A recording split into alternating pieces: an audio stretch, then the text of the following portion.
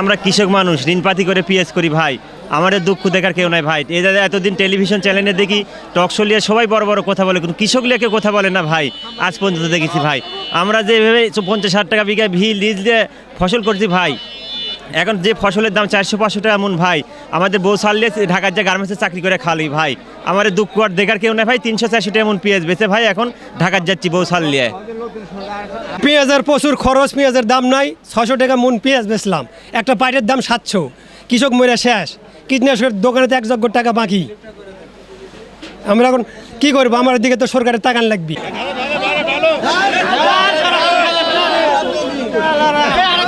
এক বিঘা মাটির 8 মণ বিছন লাগে, 4000 টাকা মণ বিছন লাগাছি। সার কিনেছি 2000 টাকা বস্তা, 5-6 বস্তা সার লাগে। ওষুধ 100 মিলি কিনবে লাগলে 1000 টাকা লাগে, এক ডোজ ওষুধ দিলে 1000 টাকা 1200 টাকা লাগে। এখন আমরা পেঁয়াজ বেচেছি 400-500 টাকা মন কয়, এখন আমরা কি করে চলি? আমরা তো মরে শেষ। এই তো আমার বিঘাকে খরচ হচ্ছে 1.5 বিঘা মাটি লাগাচ্ছি, খরচ হচ্ছে 1,10,000 টাকা। এখন এই 400 টাকা মন করছে দাম পেঁয়াজ বেচে আমি কি করবো? দেড়াপাত সুদ করবো কেমন আমি? আমার 1,10,000 টাকা খরচ, একদম আমার 80,000 টাকাই জমবে না। বিকাশ পেমেন্টে 10,000 টাকার বেশি অফার, শপিং চলছে তো। 2 বিঘা মাটিতে পেঁয়াজ করেছি, 2.5 লাখ টাকা খরচ, লিজের খরচ বাদ দিয়ে জমির খরচ আছে 500 টাকা মন। আমার পেঁয়াজ লস হয়ে যাচ্ছে, আমরা কি করে খাবো? আপনি এই কথা। পেঁয়াজের দাম মানে কৃষক লাগাছে বেশি, তারপর ফলন ভালো দিছে, এই কারণে পেঁয়াজের দাম একটু কম। তারপরেও কিছু এলসি আসছে, এটা একটু বন্ধ করতে হবে। সরকারের কাছে বিনীত অনুরোধ, আমাদের এই এলসিটা যে বন্ধ করে, তাছাড়া কৃষক বাঁচবে না। পেঁয়াজের দাম প্রত্যেক বছর যখন বেশি হয়, তখন প্রশাসন থেকে নানান কিছুভাবে এসে আমাদের উপর চাপ সৃষ্টি করে পেঁয়াজের দাম কমায় বা নানান আলোড়ন সৃষ্টি করে। এখন বর্তমানে আমরা 400, 450, 500 এরকম দামে পেঁয়াজ বেচতেছি। কোনো উপর থেকে কোনো আমাদের নাই, কৃষকের কোনো দাম নাই, এই তো অবস্থা। যে পরিমাণ পেঁয়াজে খরচ, সেই হিসেবে যে দাম, এই দামে তো পাইটের দামই হয় না। এভাবে আবাদ করলে কৃষকের চলবে না, কৃষকের সবসময় লস।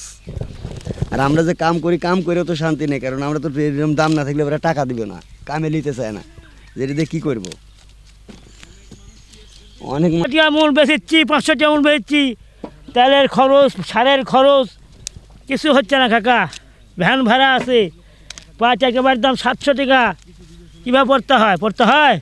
পড়তে হয় না বাপ। তোমরা তুলিচ্ছ। ব্যবসায়িক বগুড়া থেকে পেঁয়াজ কিনতে আছে, পেঁয়াজের প্রচুর আমদানি, পেঁয়াজের বাজার কম, কৃষকের হতাশ।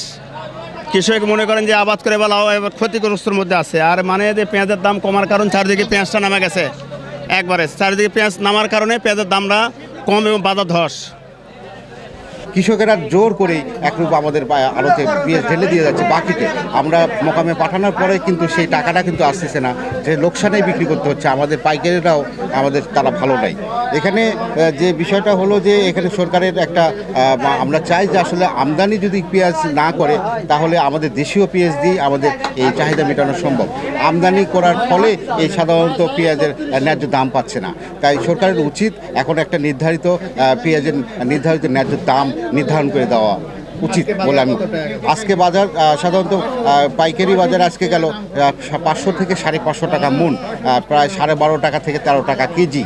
তো এই দামে তো আসলে বিক্রি করে কৃষকের আসলে ওইভাবে মানে লোকসান ছাড়া আর কিছুই না। উৎপাদন খরচ তুলা নিয়েই তারা দুশ্চিন্তায় পড়ে আছে।